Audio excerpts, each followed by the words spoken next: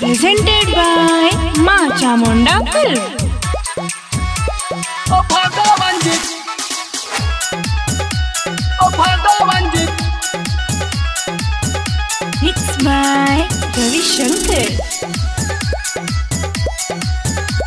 ओ भगवान जी, दिल के चढ़ाई सोना के जैसा लगे तोहर रूप हो, देखी झमा जाला सूरज के धूप हो, देखी झमा जाला सूरज के धूप हो।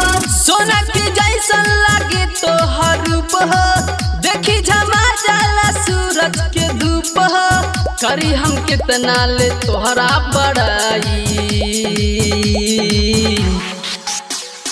भगवान जी खुश होए करके कढ़ाई, भगवान जी खुश होए करके कढ़ाई, ओ भगवान जी खुश होए करके कढ़ाई।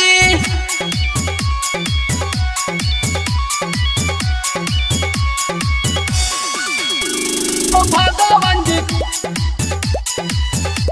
ओ भगवान जी खुश होए करके कढ़ाई, ओ भगवान जी करके कढ़ाई, करके कढ़ाई। लगेला उठवा तोर भोर के किरनिया, अखिया में तोरा समाइल बदनिया, अखिया में तोरा समाइल बदनिया।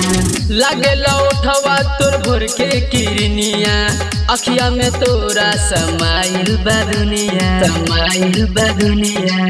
हंसी के मोर देला मनवा उड़ाई, भगवान जी खुश होए करके कढ़ाई, भगवान जी खुश होए करके कढ़ाई, ओ भगवान जी खुश होए करके कढ़ाई, ओ भगवान जी,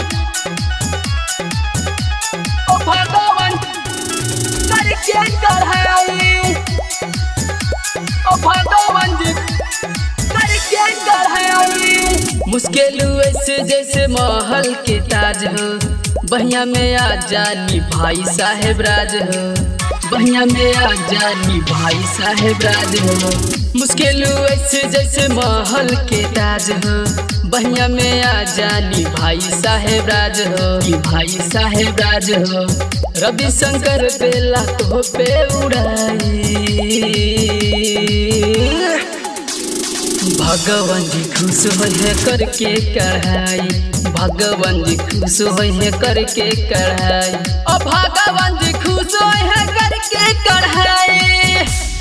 माँ Chamunda film recording studio, Babuganj Salempur, गया।